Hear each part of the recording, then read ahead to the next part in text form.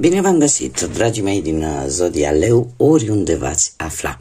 Bine ați venit tuturor pe canalul meu, Tarot Flor de Loto. Numele meu este Nina, pentru cei care nu mă cunosc. Și ca de obicei mă bucur să vă am alături, atât pe dragii mei abonați, cum de asemenea și pe cei care poate sunteți pentru prima oară aici pe canal.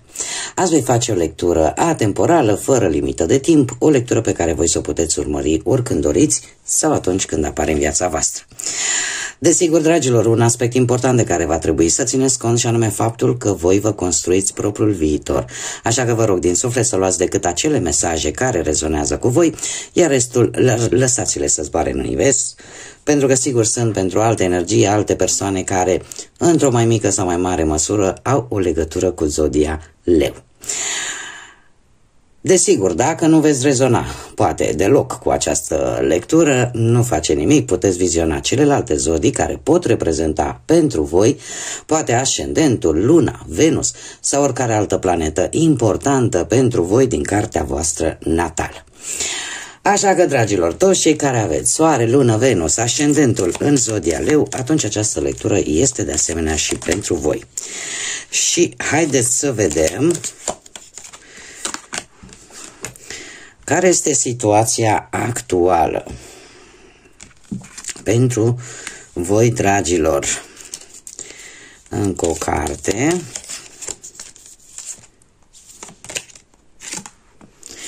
Bun. Haideți să vedem. Într-un trecut nu foarte îndepărtat, aș spune, v-ați consolidat o anumită situație. Avem Ancora, care ne vorbește de stabilitate, de siguranță și unii dintre voi e posibil chiar să fi ridicat Ancora, da? Să fi, vă fi stabilizat într-o altă locație sau poate pur și simplu s-a rezolvat o anumită situație, indiferent de ce aspect al vieții vorbim, care pe voi v-a făcut să vă simțiți mai în siguranță, mai stabili. Da? Mai pe propriile voastre picioare. În prezent avem Ursul. Foarte interesant pentru că sunt două cărți care vin una după cealaltă. Da, avem cartea cu numărul 1, cartea cu numărul 2, care ne vorbește de un câștig. De un câștig sau în acest moment sunteți în căutarea de noi resurse. Indiferent că vorbim de, poate de resurse bănești, sau de altă, cum să spun eu, de altfel de resurse. Aveți puterea și forța de a vă apăra în anumite situații destul de adverse care se îndreaptă poate împotriva voastră, sau unii dintre voi sunteți hotărâți să vă impuneți punctul de vedere într-o anumită problemă. De asemenea, această carte mai vorbește și de apreciere. Posibil alții să vă aprecieze, tocmai pentru modul în care vă impuneți sau în care vă expuneți punctul de vedere. Poate să fie și acest lucru. Cum de asemenea ne vorbește despre curaj. Curaj, sunteți foarte curajoși, sunteți într-o perioadă în care, e ca și cum mai spune, nimic nu mă poate opri. Într-un viitor apropiat avem peștii, care ne vorbesc de abundență și ne vorbesc de foarte mult noroc. Și cum să vă lipsească vouă norocul, dragilor? Nu? Aveți planeta Soare. Acum, într-un viitor apropiat, aș spune că sunteți binecuvântați de o șansă foarte bună care vine în viața voastră, indiferent de ce aspect al vieții vorbim. Putem vorbi de dragoste, putem vorbi de bani, putem vorbi de carieră, dar vine o situație care te va mulțumi, dar este, cum să spun eu, apare ca o binecuvântare, ca o mulțumire pe care voi o veți primi și posibil, nu, să aibă noroc, să aibă legătură cu norocul. Da? Poate să fie și un noroc brusc care să vină în viața voastră. În orice caz, este o carte foarte pozitivă. Haideți să vedem ce ne spune tarotul, dragilor, pentru partea asta a muncii, a carierei, pentru dragii mei din Leu. Ce ne spune tarotul?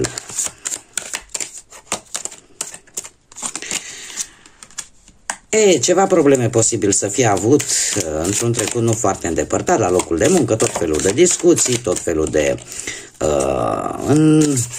cum să spun eu așa, înțepături care tot au venit contra voastră cu acest 5 de bâte. 5 de bâte, în general, este o carte destul de conflictivă. Voi trebuie să cumva ați continua să vă faceți treaba și ați încerca cumva să ignorați dacă alții au jucat murdar pe la spatele vostru, dar unii dintre voi e posibil, dacă erați în căutarea unui job, să fie avut foarte mulți oponenți pentru respectivul post. Da, a fost aici o competiție destul de acerbă, destul de dură pentru respectivul post. Cert este că cu treiul ăsta de monede aș spune că ai valoarea ta, chiar dacă în locul de muncă unde tu îți desfășori activitatea, tu știi că ești valoros, știi că ai această abilitate de a-ți concretiza o idee, de a-ți concretiza un proiect. Da? Și în felul ăsta eu aș spune că unii dintre voi, chiar dacă în acest moment poate nu câștigați acei bănuți pe care voi meritați prin munca pe care voi o depuneți, prin energia pe care voi o consumați, asta nu înseamnă că lucrurile vor rămâne așa.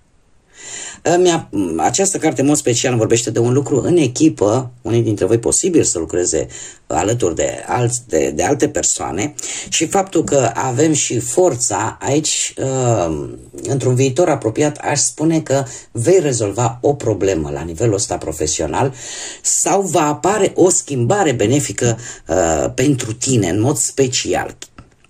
Și e posibil ca tocmai anumite persoane din această echipă să aibă ceva de spus, să aibă un rol pozitiv, da? Care să vă ajute. Acum poate să fie vorba de un job, un nou job pentru unii, sau poate să fie vorba tocmai de a se, cum să spun, de a transforma toate aceste neînțelegeri pe care le-ați avut în trecut, cumva să le transformați în ceva benefic pentru voi, într-un viitor apropiat.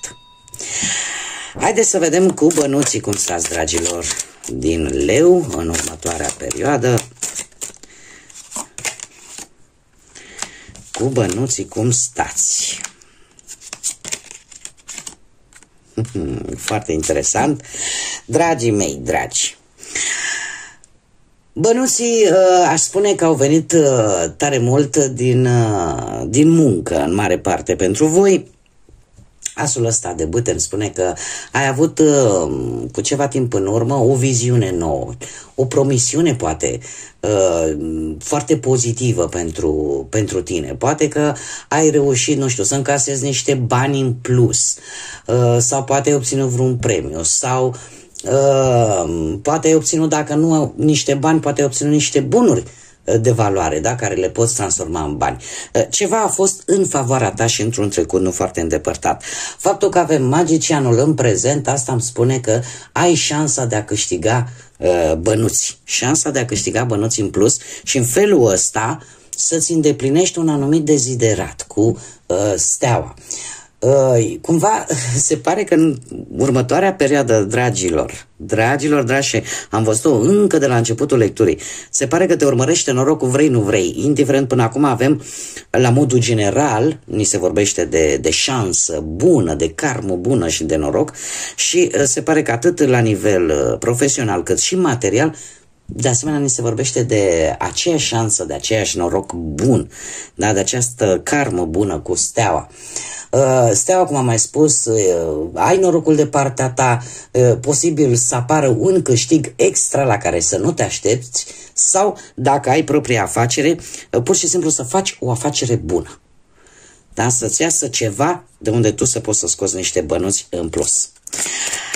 Până acum toate bune și frumoase. Haideți să vedem ce ne spune, ce vine în dragoste pentru dragii mei din Leu, cei care sunteți într-o pereche, care sunteți deja într-o relație.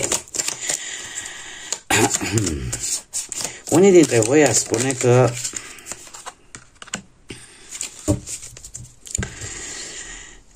așa se întâmplă câteodată, una neagră, una albă. Dragilor, într-un trecut nu foarte îndepărtat, ai avut o bună perioadă în care te-ai simțit poate nefericit și poate ai considerat că e mai bine să iei o pauză pentru a vedea exact în ce direcție să o iei. Dacă accepti această relație așa cum este ea sau pur și simplu te întorci și o iei către alte zări. Și din câte văd eu aici, unii dintre voi vor lua sau ați luat deja decizia, pentru că avem prezentul, în care pur și simplu lăsați ceva în urmă, lăsați anumite sentimente în urmă, lăsați e ceva aici care nu v-a mulțumit pe deplin și veți lua decizia de a finaliza relația. De ce? Pentru că poate mulți dintre voi sunteți decepționați, nu ați primit ceea ce vă doreați sau poate vreți să vă îndepărtați tocmai pentru a nu distruge totul referitor la această relație. Sau poate pentru a vă simți în siguranță. Sau poate că tu ai dat mai mult și nu ai primit nimic în schimb sau poate prea puțin. Oricum, acest top de cupe îmi vorbește de a abandona o situație care ție nu-ți mai face bine. Într-un viitor apropiat avem această regină de spade. Nu știu dacă pentru unii dintre voi zodiile de aer, Gemeni, Balanță sau Vărsător au vreo anume importanță, dar această regină de spade pe partea asta dragostei pentru cei care sunteți într-o pereche îmi vorbește de posibil un personaj destul de puternic, cel puțin nu știu, la nivel mental, care poate influența în bine sau în rău relația. De asemenea, e posibil ca voi să împrumutați cumva caracteristicile acestei regine de spade și voi să fiți cei care deveniți mai reci, care sunteți poate mult mai impulsivi decât până acum și eu aș spune că încercați cumva să vedeți lucrurile imparțial cumva sau să judecați lucrurile mai mult folosindu-vă de rațiune, folosindu-vă de logică. Sunteți un pic mai direcți și posibil să, cum să spun, să vă expuneți punctul de vedere într-o manieră destul de tăioasă. Da? Posibil și acest lucru. Cum de asemenea e posibil efectiv să nu vă mai intereseze. Știți că era o vorbă din popor, după mine potopul. Deci să nu vă mai intereseze ce rămâne în urma voastră. Voi ați luat o decizie și vreți să o duceți până la capăt. Da? E posibil și acest lucru. Haideți să vedem, pentru cei care sunteți singurei. Cei care sunteți singurei, ori poate, din păcate, văduvia v-a adus în această situație sau ați trecut poate printr-un divorț, vreo despărțire sau poate până acum nu v-ați găsit jumătatea. Și avem soarele, dragilor. Ați traversat într-un trecut nu foarte îndepărtat, cu soarele aici, o perioadă în care ați simțit că găsiți iubirea. Ați simțit că nu e totul pierdut și v-ați recăpătat optimismul. În prezent avem un cavaler de bâte care foarte bine vă poate reprezenta pe voi sau o altă zodie de foc, berbec, leu ca voi sau săgetător. Ce ne spune acest cavaler de bâte? Ne spune că există cineva poate mai tânăr sau voi sunteți mai tânăr decât o anumită persoană, poate chiar la locul de muncă, care să vă atragă. Și cumva sunteți într-o tatonare, aș spune, în a vedea îmi cer scuze, în a vedea dacă este decât o atracție de moment sau poate deveni ceva serios. E ceva aici care vă frământă la corazon. 9 de bâte. Într-un viitor apropiat aș spune că cumva puteți câștiga inima acestei persoane, dar se pare că veți avea de dus o luptă. Nu va fi așa de ușor pe cât vă imaginați voi. dar cumva nu vreți să vă lăsați, indiferent cât de complicat ar fi. Vedem foarte bine că voi tocmai v-ați recâștigat optimismul, curajul și această dorință de a iubi din nou. Și nu vă veți lăsa atât de ușor până nu veți reuși. În general, Nouăle de Bute este cartea care ne vorbește de acel moment din viață în care simți că acum trebuie să rezolvi ceva. Chiar dacă apar provocări, chiar dacă apar obstacole, care e posibil să te întârzie un pic, dar ne vorbește de acea determinare și de faptul de a nu renunța. Da? Bun, haideți să vedem ce mesaj. Ce mesaj are Universul pentru voi, dragilor, din Leu? Care este mesajul pentru dragii mei din Leu? Un mesaj, te rog. Avem chiar două. Da. Chiar două mesaje. Haideți să le vedem pe amândouă, să vedem ce ne spun. Și ne spun în felul următor. Nu-ți face griji, tot ceea ce tu ai așteptat este pe drum. Progresul pe care l-ai făcut, progresezi, chiar dacă tu în acest moment nu vezi încă rezultatele, dar de fapt tu ești într-un permanent progres. S-au întâmplat atât de multe în spatele scenei, creației, tocmai pentru a se îndeplini visele tale. Undeva în spatele scenei, acolo se lucrează intens. Așa că ai încredere în acest proces.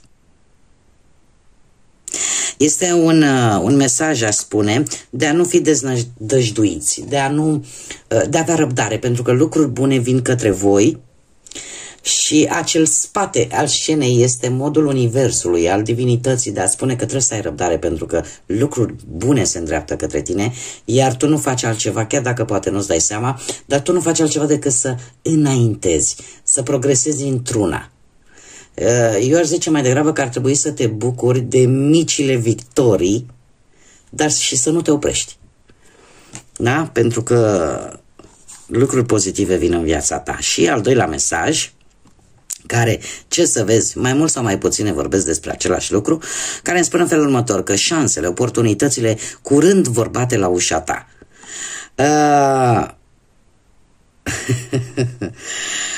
Se pare că totul se va șterge așa ca un burete, iar toate facturile, nu știu dacă să o iau la modul propriu de facturi, la propriu sau în sensul că tot ceea ce trebuia să rezolvi se va rezolva.